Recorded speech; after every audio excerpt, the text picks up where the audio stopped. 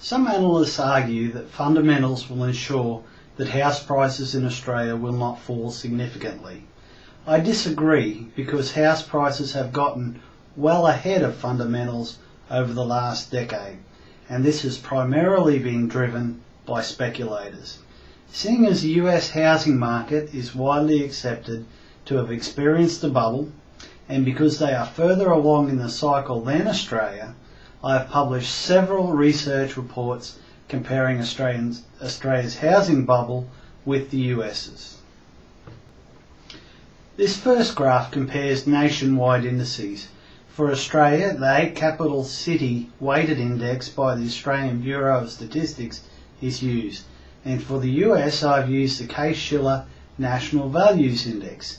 This graph clearly shows that, as a whole, Australia has experienced a significantly larger housing bubble than the US, and it should be noted that many consider this index to overstate the US's bubble because it does not include a high proportion of their cities. On the other hand, the Australian index weights all of our capital cities. Also note that the US market peaked around 2 years ago in June 2006, while the Australian market peaked in March 2008.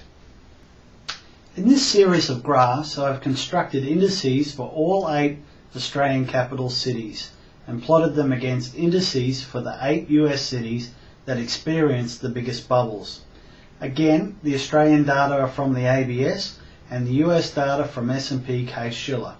To fully compare the bubbles, I realigned the data sets according to the national peaks, so that data points for US cities at June 2006 are aligned with data points for Australian cities at March 2008.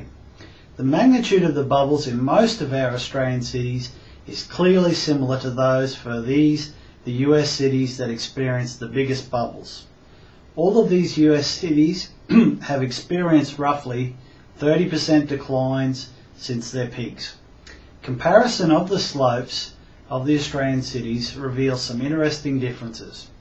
The Australian bubble occurred in 2 stages, the first leg up until late 2003 and the second leg up from early 2006 to late 2007.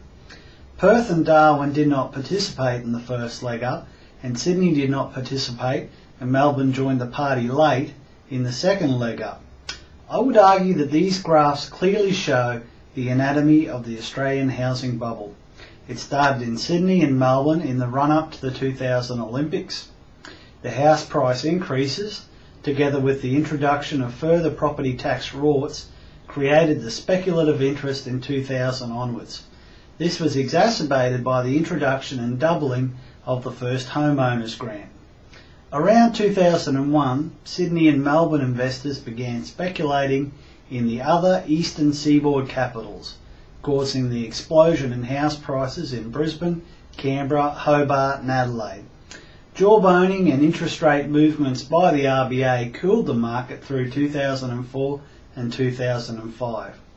However, the revenues from the mining boom reignited the bubbles in early 2006, with proximal capitals running the hardest because they had not participated in the earlier leg. But the steepness of the slope of the second leg in Brisbane and Adelaide also suggests a lot of speculative activity. Negative feedback of families struggling to meet repayments and falling house prices precluded Greater Sydney from participating in the second leg. In effect, the bubble had been there for long enough for the ramifications to be felt, and this probably explains why Melbourne only joined the party late also.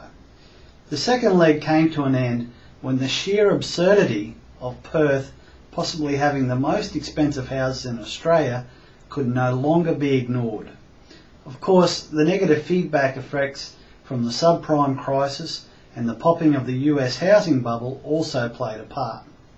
For me, the take-home message is that speculation was rife in Australian housing markets, especially after 2001, so that the cities that boomed the most after this period will be most susceptible to price declines over the next 3 to 5 years. Brisbane experienced 2 very intense periods of speculative activity suggesting that it is particularly susceptible to price declines. Thank you. www.geocities.com/homes4aussies. Standing up for affordable housing for all Australians. Written and spoken by Dr. Brett Edgerton, founder of Homes for Aussies.